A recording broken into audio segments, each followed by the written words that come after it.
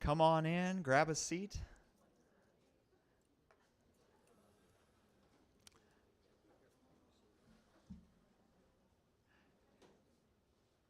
For any of you that may be relatively new here with us, for the last several years, every August we have August Missions Month, where during this hour from 9:15 to 10:15, we highlight different missions in our area or missions that we as a church family are associated with. And we're super excited to have Dr. Johnson from the Atlantic District, who we have been supporting with our prayers and with our finances for many years here at St. John's.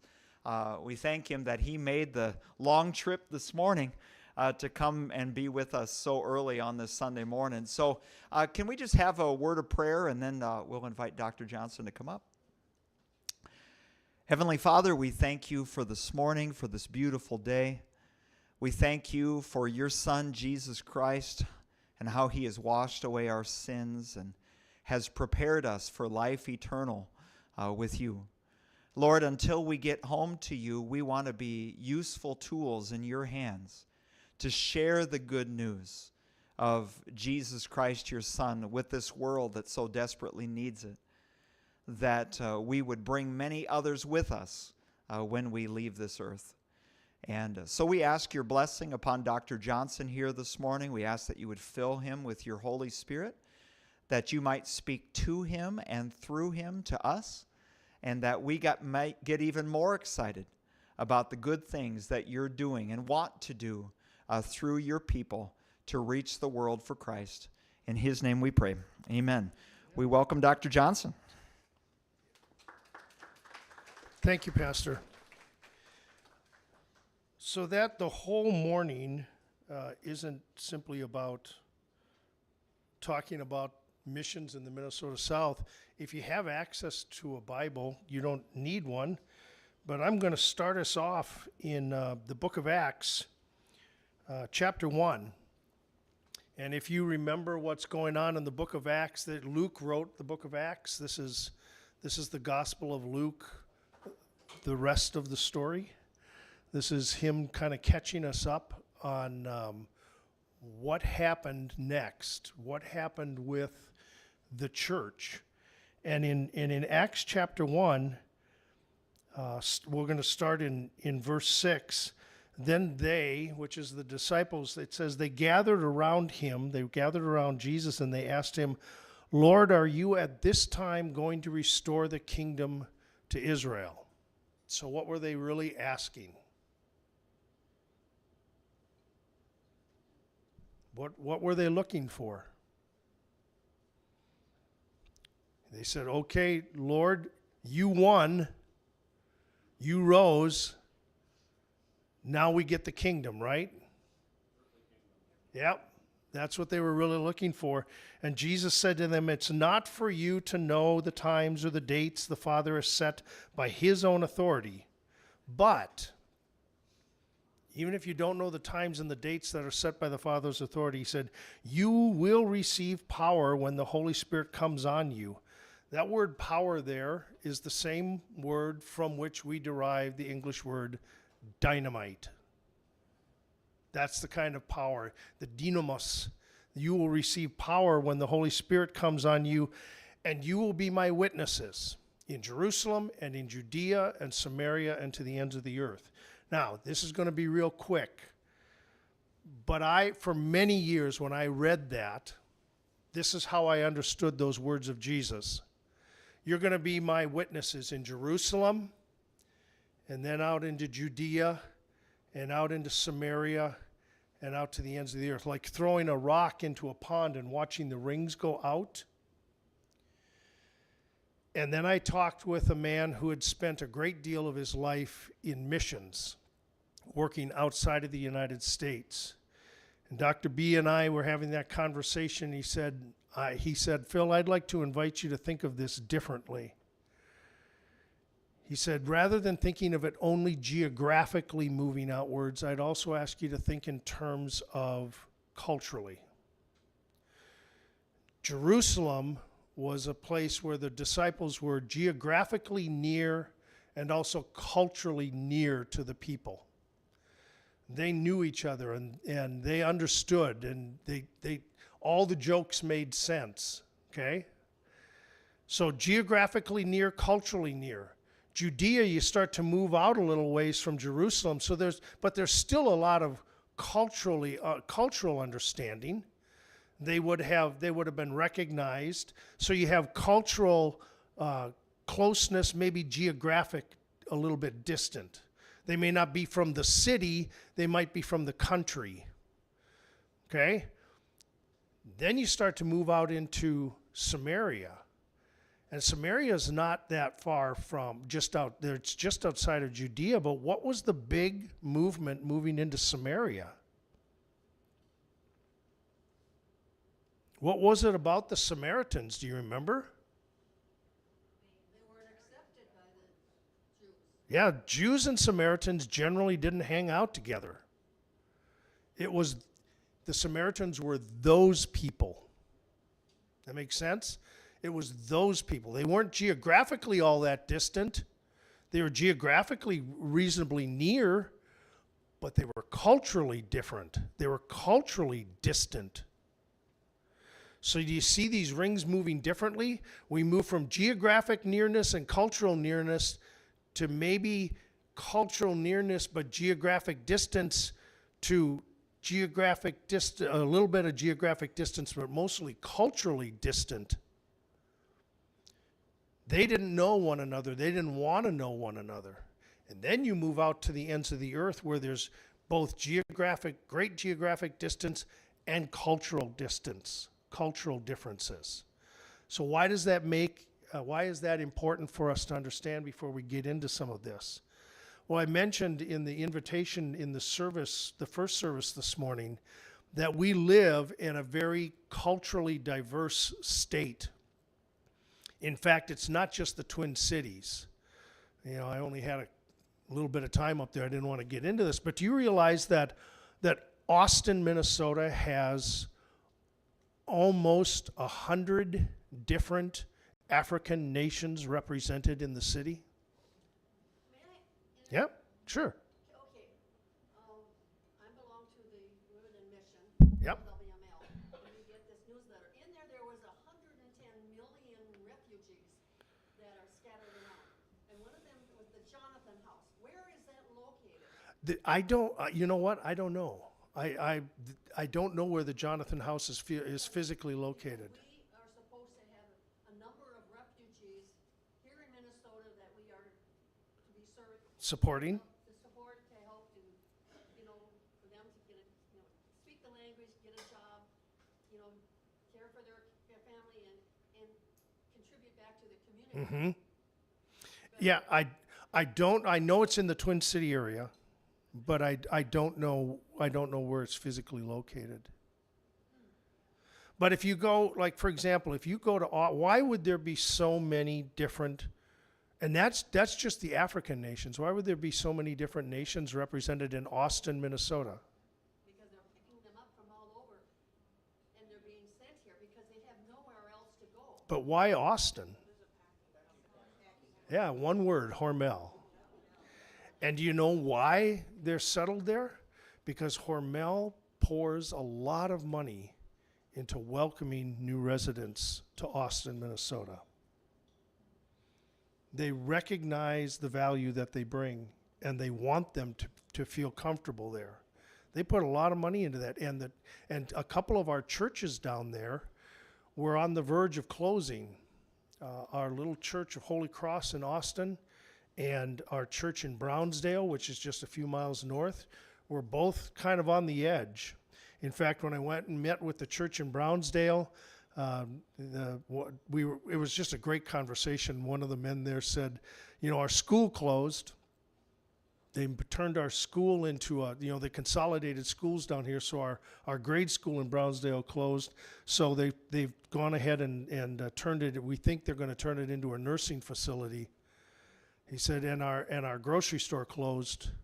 So now we're down to the final two. He said, we're going to see which one can last longer, our church or the bar. Is that because because of the shrinking population. No, it's for Brownsdale, 7 miles north of Austin, kind of out in the middle of the country. And no, it's just because of the shrinking population and aging population of the community. And so he jokingly said, we're going to see which one's going to last longer, our church or the bar. And so what ended up happening was when Brownsdale, who was being served by a part-time pastor, found out that Holy Cross was considering closing because their part-time pastor was going to retire for the third time, they said, well, maybe we can work together. And the two churches came together and called an Ethiopian pastor from Southern California who moved himself, his wife, and his 3 daughters, grade school-age daughters, from Southern California to southern Minnesota. And when I met him the first time, I said, Gamechu, what's going on here? What in the world would have ever gotten you to move from Southern California to southern Minnesota? And he said, Now, is that why a lot of missionaries from Africa are now coming to the United States to help those people? exactly. That we can't seem to reach? We can't, well, we're not reaching. My son is a pastor. Right now he's in Des Moines, but his first call was to Fremont, California, south end of the Bay. He and his wife were up in San Francisco at the market, and they were walking around talking, and he saw 2 young men, very nicely dressed, who were having conversations, and they were both wearing clerical collars. So Ben went up and struck up a conversation with them, and as they were talking, he learned from them that their church in Ethiopia had sent them over to the United States as missionaries. You understand the largest Lutheran church in the world is located in Ethiopia, not in the United States. Not even close. And it's growing by leaps and bounds. And when they see people from their country and other countries moving to the United States, they know they only have a window of time to reach them before they become so enculturated into the Western culture that they start to walk away from church and leave it behind. So that faith that was so important to them while they were living, say, in Ethiopia, they come over here, and we're going to talk about that for just a little bit as we go through the slides. So I want you to see what's going on. I want you to understand why, some of the things, why we're doing what we're doing. That's the most important thing for me. We're not just active in missions, but there's some I think some really good reasons why we do what we do in missions here in the Minnesota South District. We'll take a look at that. So let's walk through here a little bit. 101,204 baptized members, 239 congregations, 24 circuits, a little over 400 pastors, 58 parish professionals, 79 schools, 708 administrators and teachers. And you'll notice that our mission statement is cultivating leaders who are intentionally engaged in the mission of God. Years ago, when I grew up here in the Minnesota South District, up in Brooklyn Center. Years ago, when I was growing up, many years ago when I was growing up, the mission church had a different feel to it. You know, if you can think back a couple decades ago, 3 or 4 decades ago, what was a mission church? How would you have defined a mission church? Say that a little bit. What was it? What was a mission church? A startup church. And what defined it as a mission church? From the district. Yeah, they didn't have the finances to pay for the building, the land, and the pastor, so they got help from the district. And oftentimes what the district would do is, they're kind of like a franchise, like a McDonald's. They go out and find the piece of land. They buy the piece of land. They build the building on it. They call a planting pastor. The planting pastor would come in, and the goal of the congregation was to get to a size and strength that they could pay the bills. And then they would no longer be a mission congregation. Their goal was to come off of mission status. Now, doesn't that sound odd? Yes, we're a congregation, but we're not a mission congregation. We're a real congregation. Self-supporting. And by self-supporting, they came off of, so what they could then, what happened with, not all of them, but what happened with many congregations is they got to that point where they were self-supporting. They could pay for their bills, they could pay for the pastor, they could run their own programs, and the primary focus became no longer the community around them. The primary focus became them. And so when I talk with congregations now in our district that are really struggling, more often than not, what I find is the congregation has become really internally focused. That becomes kind of their how is every decision we make, how is that going to impact us? That becomes kind of the driving force in it. When I was at Concordia St. Paul, and I was heading up the director of Christian Outreach Program, and I would get a telephone call from somebody, and they would say, "Hi, Dr. Johnson, we would really like to get a DCO at our congregation." And I'd say, "That's awesome. Why a DCO? Why a director of Christian Outreach?" And they said, "Well, we were talking about this, and we worked through this. We took a vote. We decided we really want to spend great deal of emphasis, a new emphasis, trying to reach the people in our community." I said, "That's awesome. So why now?" We just in course of conversation. What prompted this now rather than a year ago, 2 years ago, whatever? And if I asked why just a few times, I'd start to get responses like, "Well, pastor really needs some help. He's just not cutting it. He's got so many other things to do." Or if we don't start adding new people to our church, we're going to die. Or we need more youth in our church, and we want to reach out into the community and reach more youth. I had one man that was honest enough with me to say, "We talked about all the different positions, and we decided that a director of Christian outreach is the only one that should be able to pay for itself after a few years with all the new people they're bringing into the church." Well, at least he's honest, right? So, question: what do all of those responses to my why questions, what do they all have in common? They forget that they're part of the mission. Yeah. And every one of those answers, as well intended as they were, every one of those answers was internally focused. It's all about us. Well, the one thing it doesn't take you long to discover is that nobody in your community wants to be your project. It's not that they hate you, but if you don't have enough people to pay your bills, that's not a really big wave on their lake. Oh, that's too bad. If your church, I talked with one of our little churches south of Mankato that was talking about closing, and I mentioned to him, you realize that you're the only church in town. They were literally the only church in town. And the immediate response from one of the gentlemen that was in the meeting with me said, "Well, you'd think that they would want to help us keep up this building a little bit." Not exactly mission vision on that one. So as we go through here, what I want you to understand is when we talk about missions, we're talking about a focus that goes outside of ourselves, and we have ceased to really ask the question, what about us? And we're starting to get into that statement that Jesus made to his disciples, "I'm going to make you my witnesses." And it's really not about you. It's about all those people that you're going to talk to about me. And I'm going to give you power, just what you said in your message today, Pastor. I'm not sending you out there to ask you to go do something that you're not capable of doing, because I'm going to make you capable of doing it. So it's going to move beyond you. It's going to move. As an individual Christian, it's not just about me.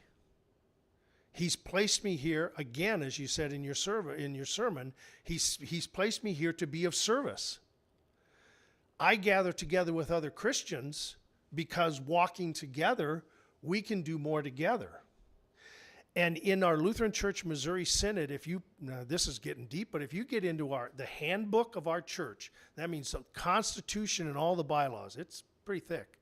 But right at the beginning of that, it gives the reasons for the forming of a synodical union. So you always hear we're part of the Lutheran Church Missouri Synod. So what is a synod? It's a walking together. That's all this word synod means. We walk together. Why do we form synods? Why not just have these individual congregations out there? There are only two reasons that they list in that handbook of our church body. The first one is the example of the apostolic church.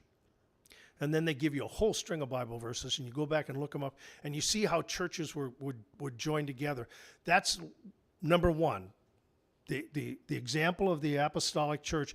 And the second reason, the only other reason they give for the forming of a synodical union is that so that the diversity of the gifts might be used for the common good. We're better together.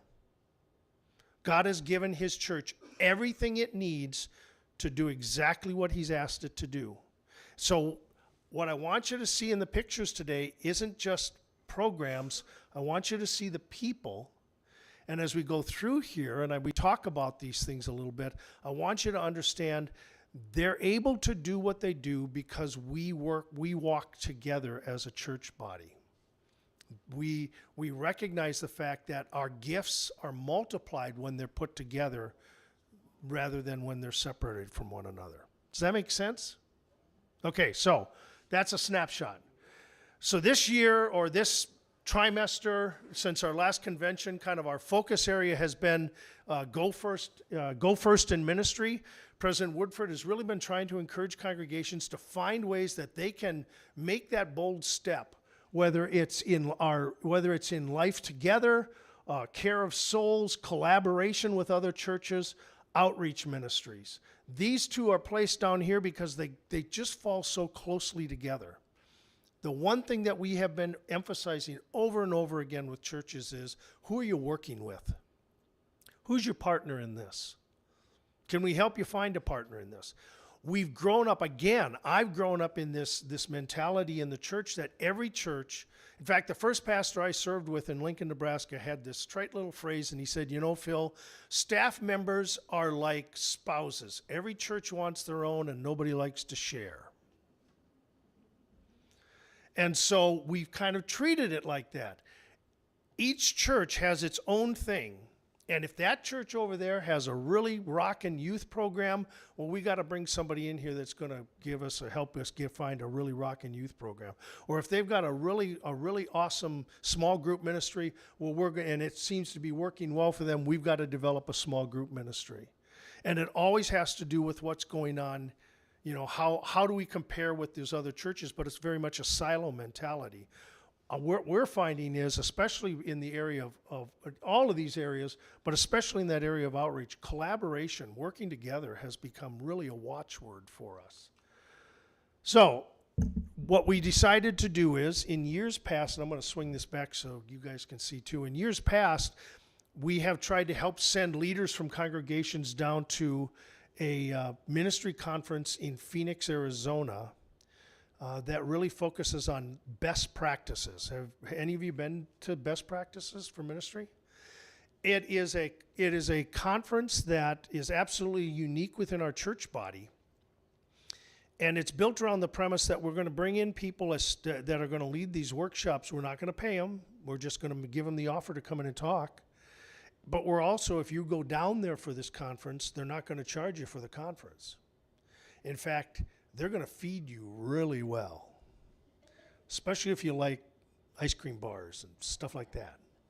But it's a great conference, and it really brings people together to learn what's working in others and who's out there that we could work with. So we decided, rather than sponsoring 6 or 7 congregation teams to go down to best practices, we decided to take that money this year and roll it into what we called a Go First Ministry Conference. That was held up at Concordia Academy. We had a really, really solid turnout. We had some great presenters. It was shortened. It was about a day and a half of time together, but it really helped people explore these different areas of ministry, and they could find out who's doing what within the district. So, and then So that was fun. In fact, it was the result was good enough. I was thinking, on our calendar, we have 1 year the synodical meeting takes place nationally. Then we have a district convention that'll be next year, and then we have a year where it's supposed to be local meetings, that kind of thing. We thought, well, maybe this could be our third year meeting. Well, we had this last year, and the response to it was so solid that we may be trying to repeat that Go First Ministry Conference about this time or a little bit later next year in 2025. And so we may be having a similar kind of conference next fall, about a year from now. Okay. So let's just talk about these. The sheet that they were handing out, this can be found on our district website. All of the ministries that we're going to be talking about, and probably many others, are listed on our district website. So if you're really looking for information on the ministries and missions that are going on within our district, click on our district website, Get Involved tab at the top, and then find the one that says Missions and take a look at all of them that are listed under there. St. Michael's Lutheran Church in Bloomington. Up in this picture right here, Pastor Takala, Hyundai Takala. Hyundai is, if you really wanted to have someone out here for a mission talk and you wanted to hear a story, Hyundai would be the guy to invite. He was a Christian in a decidedly non-Christian setting over in Africa. He applied for a visa to enter the United States, and prayed about it, and his number for his application was actually the third one chosen. So he said, I won the lottery. He flew to the United States, landed at Minneapolis-St. Paul International Airport, and this is exactly what he had with him, the clothes on his back. After wandering around the Minneapolis airport for a while, he saw one of the janitors working there that looked familiar culturally. So he went up and struck up a conversation, and yes, he was from his home country. And he said, I have nothing. Can I stay with you? And so for his first couple weeks, he stayed with the man that he met at the airport, got a job, and as soon as he got a job, the guy said, okay, now you can move out. This was, he honestly, he did not speak English. He had no resources. So those first months that he was here, he was learning and he was learning and he was learning, but his heart was always with the gospel. And so working with St. Michael's Lutheran Church, they have started what he calls a ministry to Generation 1.5. What does that mean? That means that we have a whole lot of people that live here in Minnesota, whose parents immigrated here to the United States. Their parents were born in another country and immigrated here to the United States. They might have been born in that other country, but they came here when they were very young, when they were just children. And this is really the country that they have known, and they've grown up with the English language. They've gone to school in the English language. This is really their home. And they don't want to go to worship on Sunday morning in the Hmong language. They don't speak Hmong.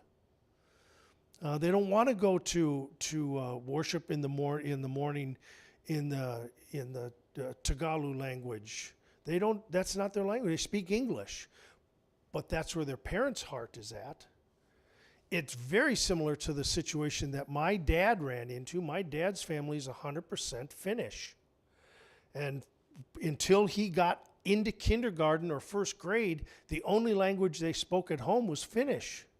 Any of you have a similar story in your family? He said until we started going to school, we only spoke Finnish at home. Until my dad realized the kind of problem that was causing for the kids. He said, that's it, in good Finnish fashion. He said, we're going to start speaking English. And so for quite a while, the kids became the translators for the parents, because the kids were learning English at school and the parents were kind of working their way through it. So You have youth that come from a Christian home, but they're not connected to a church. They want their church to be more, more in their language, in their heart language, which is English. And so Hyundai is really helping, and we have a lot of our immigrant churches that are struggling with that very issue. I know all of our churches struggle with trying to reach and hold on to the young people that have grown up in their church, but it's really a struggle for some of our immigrant congregations. And so Hyundai is helping to plant this, what they call this Generation 1.5 church out of St. Michael's. We had a similar situation up in North St. Paul some years ago. We brought two congregations together, a small little congregation up in Lake Johanna, North St. Paul, a Hmong congregation that was meeting up there, and Pastor Dave Mackey was going to be the pastor that was going to help them begin to integrate. That was the plan. 3 years into the 5-year plan, Dave Mackey went out ice fishing and his car went through the ice and he drowned. So now what are they going to do? Well, one of the Hmong pastors who works in business finance here in Brooklyn Center took the English-speaking service, and the other pastor who works at Normandale Community College took the Hmong-speaking service. And so in a room like this every Sunday, you have the older generation worshiping in Hmong, and upstairs in the sanctuary, you have the younger Hmong and the older English members from the original Trinity Lake Johanna that all worship together in English. And you begin to find a congregation that started as two and is now becoming one single multi-ethnic, multi-generational congregation. And that's becoming more and more common. You're going to see another example as we go through here. So that's St. Michael's. There's Pastor Ryan with some of the kids at their Sunday service, and you can just see when you look at that the blend of ethnicities and all of the different backgrounds of kids. And that's because those kids share culture and language, even though they may not share ethnicity. And that's one of the ways that they're trying to reach that. Here's another one, Cornerstone Light of Life, Reverend Dan Tao and Reverend Joel Herr. They're up they're over on the east side, and they're similar situation to what I was describing before. They're trying to build that multi-ethnic, multicultural congregation over on the east side. I mentioned it upstairs, but we have a huge Hmong population in the Twin City area. And if you ever want evidence of that, take a Sunday like today and drive over to Como Park. Como Park in St. Paul is a huge park, and it will be taken over because, you see, Hmong people don't spend Sundays watching football. They like to be together as families, and they'll go out to the park and they will spend the day out there playing frisbee, playing football, soccer, being together, cooking food. That's what they do on their days off. And so Como Park will be inundated by families just spending the day together. It's really fun to see. So this is what Pastor Tao and Pastor Herr are working through over on the east side. Their worship team, this is just a picture of their worship team. Their worship team are Hmong, they're from Ghana, from Ethiopia, and they're Caucasian. They're from the United States. That's just the folks that help to lead the worship service over there. Especially, not only, but especially in our 7-county metro area, this is what we're really working towards. Now this is down in Rochester. These are the East Africans that worship all over southeastern Minnesota. And we're working really hard to help them find kind of a home base. We have one pastor that serves a congregation of people in the Faribault area. He also preaches for a congregation in the Austin area. He also preaches for a congregation in Albert Lee, and he's been asked to come and help to strengthen and speak with a congregation in St. Cloud. And so what we're trying to do is find this same way of getting across the cultural barriers. We've met a number of times, just wonderful folks, and we're trying to figure out, how do we start to blend this together? Because here's the reality. Most of the people that you see sitting in this room, you're not the ones that are going to cause the blending to take place. Not unless you're really comfortable with change. I was talking with one of our congregations, and they were going to be inviting an African congregation to come in and utilize their building with the hope of bringing this together. And I said, well, now you understand, if they're going to launch their worship service at 1 o'clock, they're not going to be done at 2. I said, this runs on African time. I said, you're talking 2.5 to maybe 3 hours of singing, of worship, of preaching, of prayer. And the man that was in charge of the building and grounds committee that was sitting next to me, I heard him very distinctly under his breath saying, well, don't they have like lawns to mow or stuff to do? He just couldn't imagine 3 hours, really? But when you grow up in a situation in a culture where it takes you close to an hour to walk to church, you don't want to be there for an hour and then turn around and walk an hour home again. You want that time to count for something. So in the service, when they say we're going to pray, everybody prays. The pastor might give a prayer request, and this group of 3 over here might start praying, and that group of 3 are praying, and somebody might be standing by themselves praying, but everybody's praying. And then the pastor brings them together and gives the next petition, and then everybody goes off and prays again. And you say, well, doesn't that take a long time? Yes. Yes, it does. So we're working really hard. We've got a number of congregations that are working together to try and support and encourage and develop that East African ministry. This is the Woodbury Lutheran Rakota Ridge campus. I don't know if you're familiar. Woodbury Lutheran Church, even when my wife Sandy and I were still members there, back in the early 2000s, Dean Natesty was the senior pastor there. Then District President Seitz approached Woodbury and said, our church on Highway 36 out towards Stillwater they only have a few months left of finances. They're going to go under. We want to know if you'll work with them, because if you will, it's all you, and if you won't or you're not interested in it, he said, we're just going to have them close. Well, they started the conversation, and what they ended up doing is it wasn't really truly a merger as much as what I would call a benevolent takeover. And they went from they went from Woodbury Lutheran Church right on Valley Creek, their Valley Creek campus, and they now had one church with 2 locations. And they had one staff, it kind of sounds biblical, one staff, one budget, one board of elders, one God and Father of us all, right? But it really was one church with 2 campuses. And they started a 3rd campus that they thought would work really well, but they launched it in a grade school, and then COVID hit. Grade schools weren't really excited about opening up their building for worship on the weekends during COVID.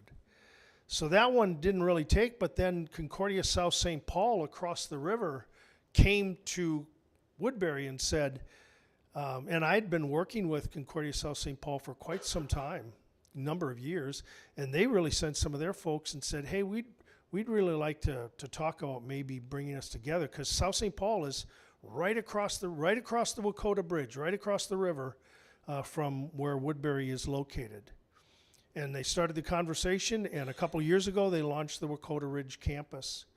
And Joel Smank is the campus pastor. But again, one budget, one board of elders, one everything, just 3 different locations. And now they're in the process of talking with Bethel Lutheran in the Midway area of St. Paul. And there's a very good possibility we could have a Concordia, or we could have a campus in the Midway area. So this is one of the ways, because they bring together They bring together such a large group of people, but they have really one vision for ministry. And so when they launched this Concordia South St. Paul, this Wakota Ridge campus, it was a unique neighborhood. If you can picture it, you have 494 coming across on the top. Highway 52 comes down this way. The Mississippi River comes down this way. And in that little pizza pie wedge of land that follows those two roads down is where Concordia South St. Paul was located. And it's a unique campus, a unique neighborhood. And so they tailored their outreach to the community, but it's always about how are we going to reach the community for Christ. So they infused kind of some new life into that campus, and this is their first Easter service, and they're in the courtyard of the church on Easter Sunday morning, and Burr Cold is exactly correct. Yeah. You may. You said they have a campus pastor. Do they do their whole service on their campus, or do they have a sermon that comes from the main campus? Nope, campus pastor preaches on that campus. And they will do some rotation so that it's not always the same guy. They want to keep the connection as a church. They do a lot of their youth ministry stuff. They do all together, but then they also do things that are unique to each of the campuses. So when they first launched the campus up by Stillwater, their DCE, Derek Broughton, entered the SMP training ministry, which you guys are familiar with, and he became their campus pastor. Then when Derek left to go to the synod to work with youth, the youth ministry, then Dean Donovan, who was a member of the church and was at Concordia Academy, taught religion at Concordia Academy, he made the decision that he was going to enter the SMP process. So he and Jill kind of became campus pastors for campus leaders for that campus up in Stillwater. So when before they launched the new campus, they always have identified who that campus leader is going to be, and they sort of build a team of both volunteers, part-time and full-time, around that identity that they've identified. So yeah, no, they don't. Special occasions, they might have Pastor Tom preach and have it live fed to all of the campuses, but that's very rare. Very rare. Yep. Other questions? You're going to have to speak up because if I'm looking back here, I can't see your hand go up, okay? So this is down in that South St. Paul neighborhood. They didn't make a lot of physical changes to the building. They did some, but the biggest changes that they made were in connecting within the community. The church itself only sits a couple of blocks away from the primary school, the grade school in that neighborhood. And Joel said it took a while for them to realize that I was asking if we could be of service, that wasn't subterfuge, that we really wanted to connect with the community. And so they're doing a great job of reconnecting with that unique neighborhood down there. Peniel and Glory of Christ, if any of you are familiar with Glory of Christ Lutheran Church, it's here on the west side of the Twin Cities. Peniel is an African congregation, and Glory of Christ, they had no place to land. They had formed, and they were working with a congregation here in the United States. They were at a Lutheran congregation, which they were really excited about, but they didn't recognize the significant shift that takes place between, let's say, a Lutheran Church Missouri Synod congregation and some of the other Lutheran denominations like ELCA. And so they began looking for a new place where they could worship, and Glory of Christ invited them to come in, and now they are working towards forming a congregation out of the two here on the west side. Royal Family and Gloria Day, this is another one that I've worked with a lot over the years. Gloria Day was a small congregation, North Minneapolis. They were really struggling. When I first contacted them, they had 22 people in worship on a Sunday morning. Understand, right now we have 30 congregations in our district that are worshiping 30 or fewer on a Sunday morning. We have 20% of our congregations that worship fewer than 50 on a Sunday morning. And that makes it really challenging to reach out because it's the same group of people. And generally speaking, in those congregations, the members of the congregation have been there for a long time. They're older folks. And having that, as youth director talked about this morning, churches tend to be volunteer driven. But when you've been doing the same thing for 30 years and you're not being able to keep up with it as you once were, it gets tough. So Gloria Day was up on the north side of Minneapolis. Their pastor was getting ready to retire. They knew they didn't have the finances to call another full-time pastor. So they started working. We got them connected with a young man that was Martin Corns, who was coming through the SMP process. Martin was called to serve the congregation in Columbia Heights, which is not too far away from them. But the church in Columbia Heights called Martin so they could share him with Gloria Day. So Gloria Day could have a pastor as they began to rebuild ministry in that neighborhood. Well, that happened in 2019. There's this big bump in the road that we call COVID, right? So 2020 came, and they're in the process of trying to rebuild and reach out into the neighborhood, and now they hit COVID. But we also had Royal Family, who was in a similar situation to Peniel. They were up in the north part of the Twin Cities, and the church that they were at had asked them to leave, again, because of some of their teaching. And they were more than happy to do that if they could find a place to land. So Gloria Day opened their church, their doors to them, and said, "You can absolutely worship here."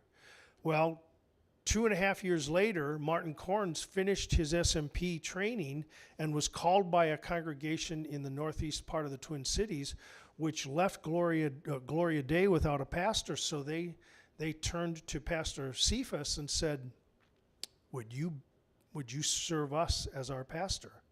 And he said, "I will." And they have an early service and they have a late service. And more, the early service and the late service are starting to look more and more like each other. They're really forming into one congregation. And so Pastor Matthew Cephas, and so here's Matthew, and just folks that, and he's an evangelist. He loves being out in the neighborhood, meeting with people, talking with people. So that's what's happening. So you can see as we go through here the role that partnerships and collaboration play in missions in our day and age. It's not just a congregation saying, "Hey, we're going to go out there and plant a new church," and we'll talk about that in just a couple minutes. The St. Paul Outreach Center, all of the churches in that St. Paul Midway area joined together to form St. Paul Outreach Center. It comes out of Jehovah Lutheran Church, which is right just about at the corner of University and Snelling Avenue, just a couple blocks, basically right across the interstate from where Concordia University is over in St. Paul. And they formed this St. Paul Outreach Center, and it is home for a number of different ministries.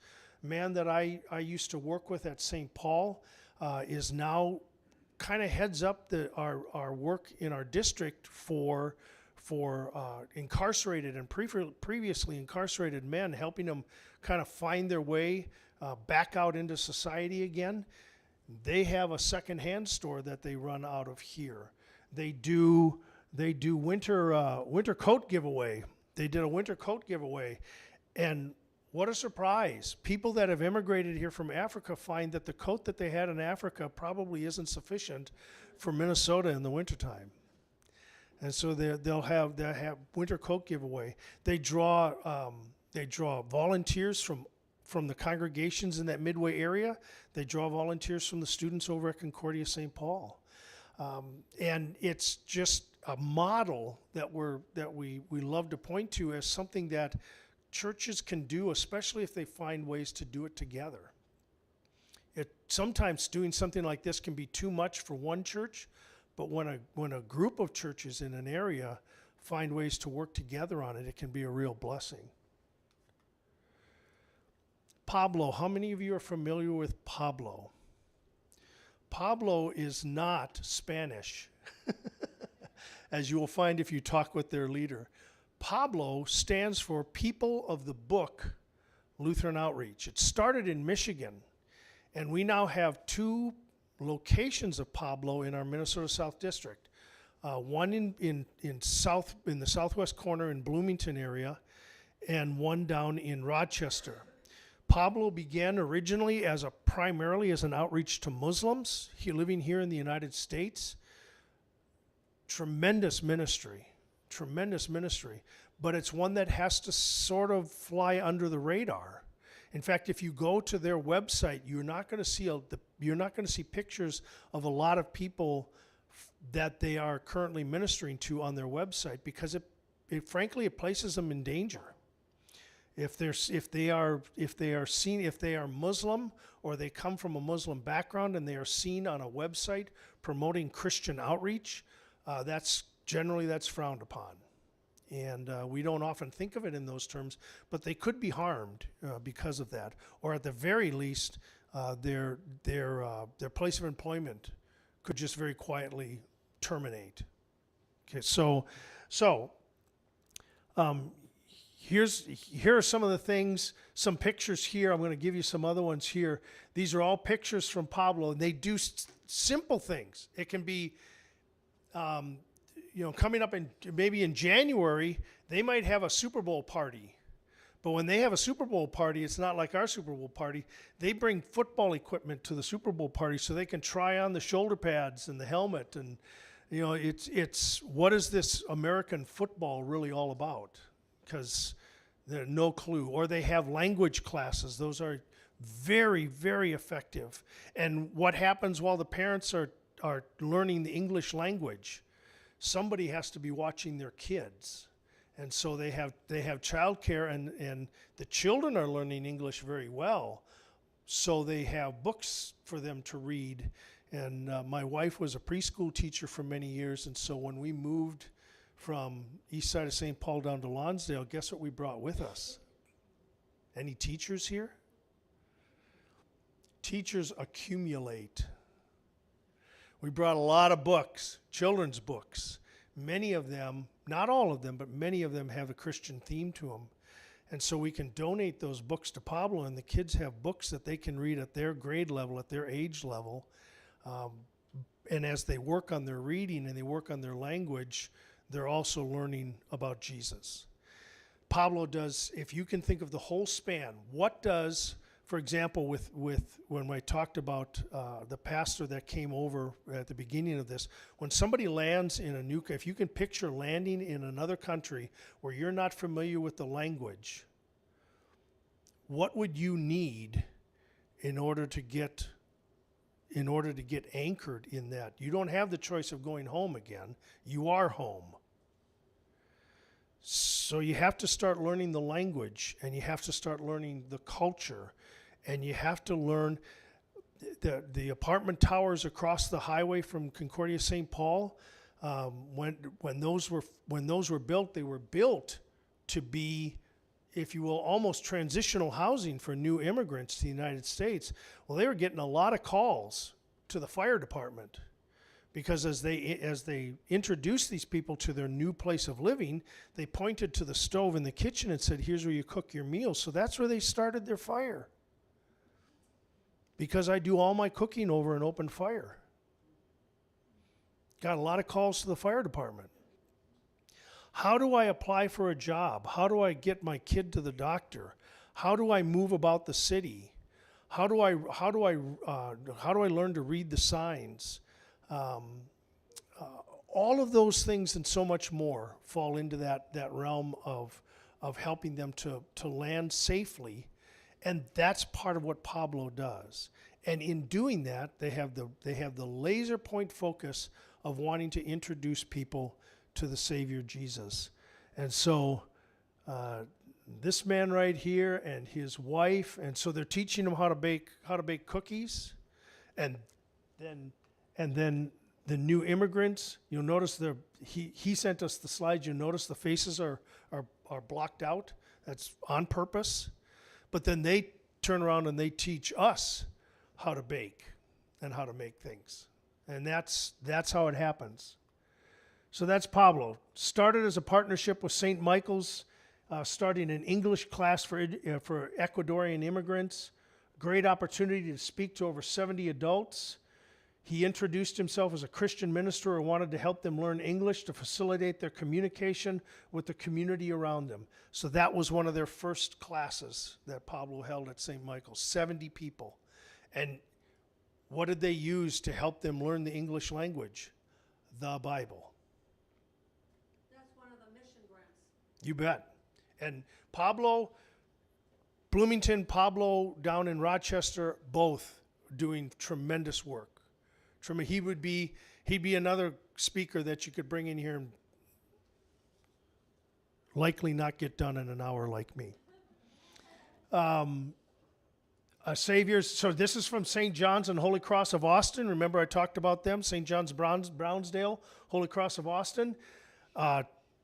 3 years ago, we helped them do a vacation Bible school, and part of how we helped them to do that was we rented a bus, and that bus started in the morning over in Albert Lee, picked up kids and their moms, drove over to Austin, picked up kids and their moms, drove to Brownsdale, and that's where they had the vacation Bible school, and then over the years they've just been developing it. So it says they jointly held outreach event at Austin's Bandshell Park for Taste of the Nations, food, entertainment, crafts from several countries. And during the event, we distributed 307 teddy bears made by Our Ladies to the kids that had come, and they had a label that read, "Jesus loves you very much." Not helpful if you're trying to teach people how to read, but cute, right? They also handed a bag of sweets, a small poster promoting the Vacation Bible School. All of the bears and bags were gone in about an hour. And on May 19th, we conducted a monthly community meal, and those community meals are also really well attended. The pastor that was at St. John's in Austin, before he took a call, he had started a Wednesday evening. They took their Sunday school off a Sunday. They moved it to Wednesday night. He opened up Wednesday night. The kids would come there right after school. They'd have some activities. They'd feed them a meal. When I mean a meal, it's like hot dogs or chicken nuggets or whatever, what kids like to eat, right? They'd feed them a meal. They would have their Sunday school classes, confirmation classes, all of that. They'd sing songs together. And then when the parents were done with work, that's where they could pick them up. And that little gathering went from a handful of kids to close to 80 kids on a Wednesday night when Pastor was still there. And the kids loved it because they could take the bus over near the church from school with their friends, and the parents loved it because they didn't have to cook that night. And it really went over well. So, and all it took was the congregation saying, you know what, we're not getting them here for Sunday school on Sunday morning. You know why it wasn't working on Sunday morning? Because the parents didn't want to get up on Sunday morning to drive their kids to Sunday school. That was their morning to sleep in. So this is the last one. We're going to go through this fairly quickly. When we think of church planting, remember I said before it was the district that did it, and then the church grew and they got off of mission status. Now we start with what we call a new church incubator. And this is congregations that band together. They put money into a central pool. They help to identify who that church planter is going to be. That church planter works with them to define where that church is going to be planted and the focus of that new church plant. And then as that new church is planted, those funds help over the course of 6 different phases. They help to fund that church planter for a number of years until that church planter can pretty much get on his feet and be self-sustaining. But it creates an opportunity for multiple congregations to work together to plant a church. Districts don't plant churches. We just don't do that anymore. Congregations plant churches. but districts can help to coordinate that effort, and that's what we're trying to do. Is that done also through grants? Yes, very much. Yeah. In fact, that's what it is. The incubator is set up for exactly that. And then the goal is that as a congregation grows and develops, they can kind of feed back into that incubator and use those funds to help new church plants as they go. But yeah, that's exactly what it comes out as a grant to the congregation. So I put this one up here just as kind of a final one. When we talk about a mission church today, a mission-minded church today, this is what we have in mind. A mission-focused congregation or school today is where the leaders or at that congregation or school are learning to think and plan and act in alignment with God's purpose, his why for his church, revealed in the Great Commission. And we put think, plan, and act very specifically in that order. Because if you haven't thought it through and you haven't made a plan, if you just rush out there and you start reaching your community and you start reaching out to people, you know what could happen? It could work. And actually, falling flat on your face oftentimes is better than having it work. Because what happens is, when it works, I'll give you just a real quick example, then we'll be done. One of our churches up in the Robbinsdale area decided they wanted to reach their community, and they said, "I know, we'll have a welcome Sunday once a month." And the ladies all said, "We'll bake cookies and we'll make coffee and we'll have that and we'll send out flyers." And they invited people from the neighborhood to come in. And one of the very first Sundays they did this, they had a grandma who was taking care of her grandson, was not a member of the congregation, lived about a block away. They walked down the street to come to church. Well, when do guests show up for worship? They show up like what I did today. They show up right on time, or sometimes even a couple minutes late. Well, they walked into the narthex of the church to go to worship, and what did that 8-year-old boy see sitting in the narthex of the church? Cookies. So he walked over to the table, grabbed a little stack of cookies, and they headed into church. And after they got done with the worship service, the pastor said, "I found myself in one corner of the narthex with a semicircle of irate women around me. He was eating cookies in the sanctuary. He took cookies out of turn. They were going through all of the rules that they had broken in taking these cookies, and he listened to them, and he finally said, 'Ladies, this has nothing to do with cookies.'" Do you understand that? They hadn't stopped to ask why they were doing what they were doing. They thought, somehow they got the impression this was all about the cookies. So that's why we really encourage congregations that are getting involved in missions, whether it's local or far away, whether it's any one of those rings that we talked about. Think about it. Ask yourself, why do we want to do this? Why is this important to our congregation? Then you can start talking about what we're going to do and how we're going to go about doing that. But get the why down really well. And when you start to run into those bumps like people taking too many cookies, you can ride that through a little easier. Questions? I know we're pushed past a little bit, but any questions that you have for me?